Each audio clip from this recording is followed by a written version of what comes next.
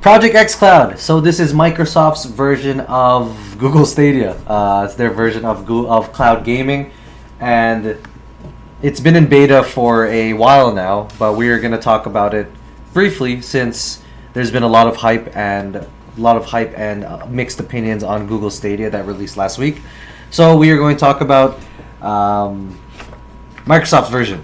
They also released a video which we are going to link in the description of the Microsoft xCloud preview, which is just a beta version they're already in alpha, but now this is their official beta version that everyone could really try out.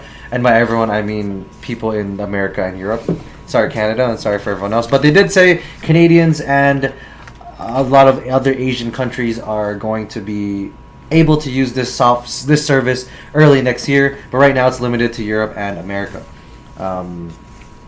So yeah, if after watching the Project xCloud preview and what they talked about, it's very interesting because they are doing things a little bit differently. They are also providing hardware. Their hardware that they're providing is pretty much you can use their own controllers, so you don't really have to buy a new controller. You could use your Xbox One controller that you already have. You could even use a PlayStation controller, or you could use any Bluetooth controller and connect it to your right now Android phone. They haven't done it for iPhones yet, but they seem very adamant to be allowing this service to go on pretty much every platform.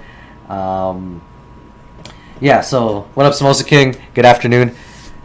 Stadia, well, there's some mixed opinions, and it's for Microsoft xCloud. It seems like there are better opinions on this because, for one, is you don't have to pay for a Founders Edition, because a Founders Edition for Google Stadia is like $120, and you need to get that before you can even start using Stadia. So that kind of sucks.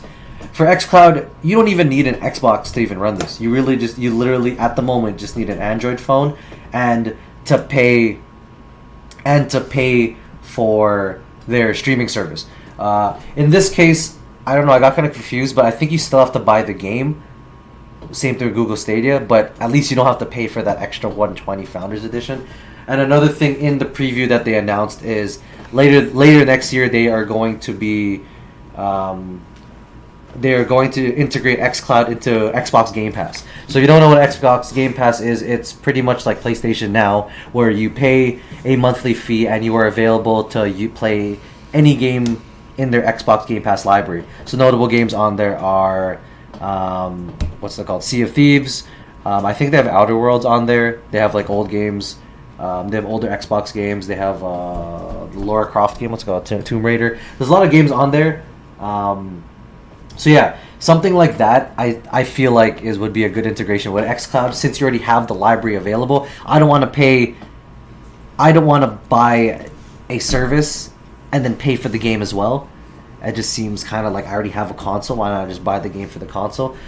It makes more sense to integrate xCloud into Game Pass, since here's Game Pass, which I pay almost like Netflix, which is like $15 to $20 a month, and I could essentially stream that through any device I have. I think it just makes more, like, a business model like that just makes a lot more sense. And I don't know if you have any opinions on that, Julian, but well, I mean, last week when we were talking about Stadia, I think me and you only had nothing but complaints about what the thing had to offer. Like you said, the Founders Pass, which is $130, or the latency and everything, or what else?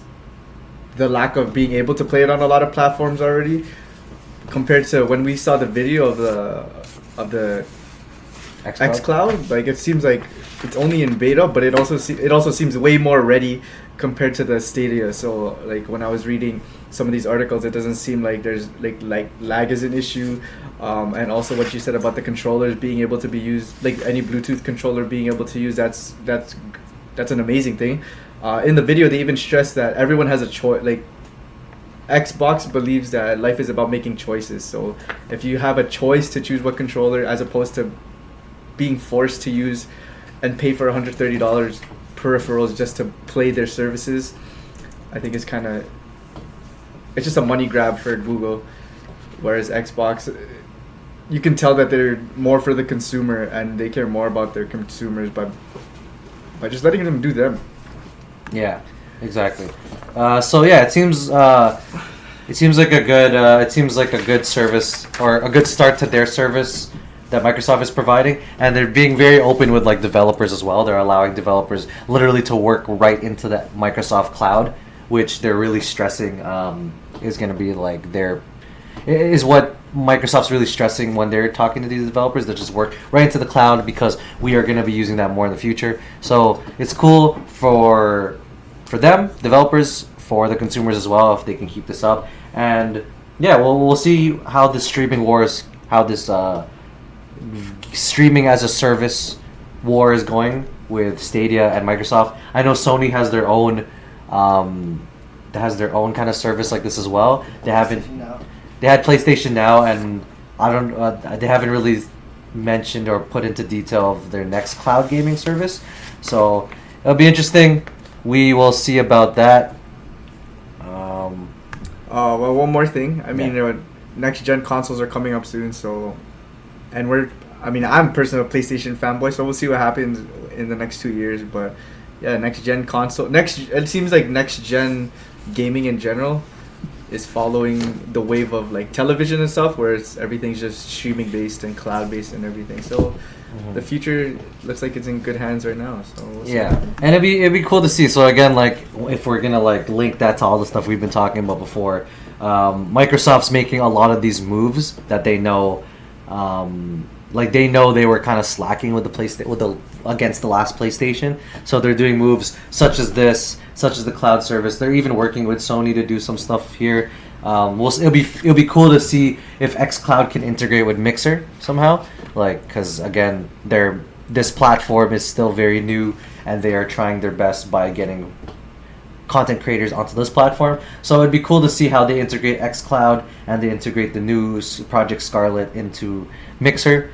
We'll see if anything comes up there, and yeah, it'd be cool for us too because we're on Mixer and we love you guys. We love the platform, so it'd be cool. We're with this Microsoft revamp that they're currently doing. So yeah, we'll keep you guys updated on that.